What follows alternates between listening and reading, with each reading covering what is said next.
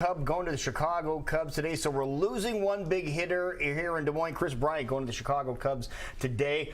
Losing one big hitter here today, bringing in another one right here. Ralph Harris is going. Woke up early this morning. Good to see you, man. Same here. You haven't been here for a See little me bit. turn it on when the camera came on. See that? I was about to lay my head on this nice, cool marble. Let my head just kind of chill out, you know. Well, good to see you, man. It's been a minute because thank God I've been busy. Yeah. I'm busy on land, and that's always good. And then I came in town and did a Bob and Tom tour date. Okay. But I visited the club, and you know, because this club is the reason I ever came to Des Moines in the first place.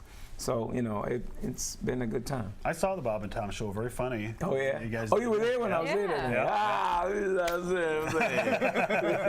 yeah, that was a good show. Yeah, Good very show. funny. So you've been keeping busy. Just Thank God, yeah. And then I got a one-man show that I created with all the characters I've been doing in my act for years that we're trying to get producers in Broadway now to. Oh, you're kidding? Yeah. Oh, that's all right. It's like similar to what John Leguizamo and Whoopi Goldberg did with their shows, and Lily Tomlin. It's like that where I play every character. And the grandfather that I've always done, he's the anchor character. You know, and so I'm actually writing another multicast play with him. So I'm staying busy. You are busy. I can't sit. You can't sit with a career where you're the writer and the producer and the boss, and you got to keep it moving, or you'll be on your couch.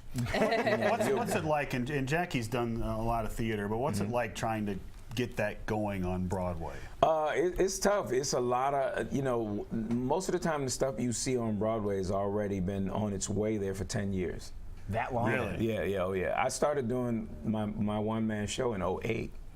And you know, I've done it every year, a couple of different runs, and I did a festival in New York last summer, and you know, we just keep plugging away. You never know who's going to see it, and it's talking to the right people because somebody's got to give it like $250,000. usually it's money. You got to put a have the lot of money. money in. Yeah, Broadway won't touch you unless you have a huge amount of money in escrow, because all the union people have to be paid.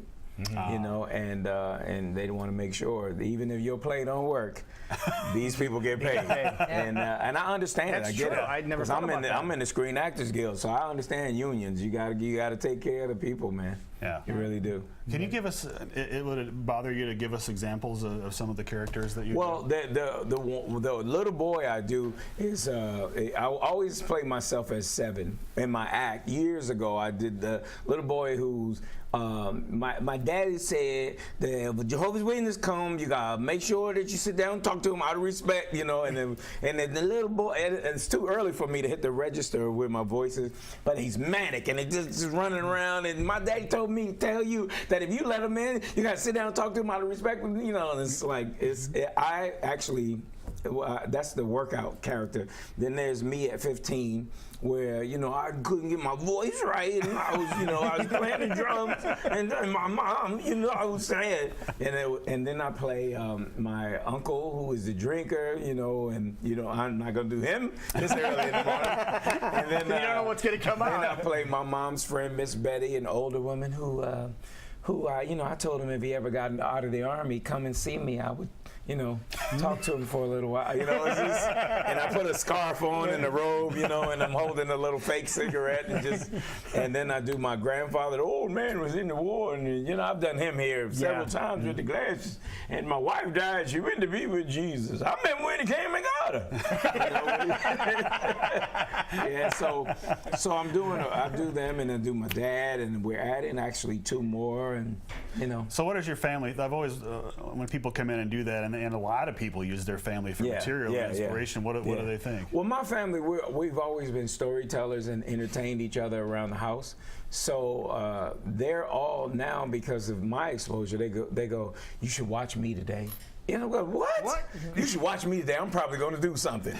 Because they want to make it into the show. They want to be the next character. character. Are you serious? You're going to actually do something crazy to try to make, and they do. I don't know how they pull it off.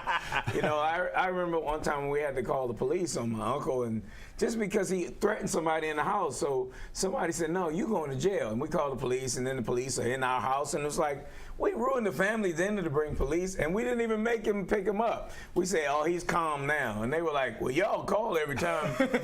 You know, it was like, no, are we really going to call the police? You know? Or somebody needs the ambulance because they got gout. And we got to rush them to the hospital because they eating too much grease. It's just always something, man. It's always something. Or one of the family members invites somebody that we don't want around the family. It's always something, you know. Mm-hmm. So you have constant info it's material. a TV show. Yeah. It's a TV show. No question about it.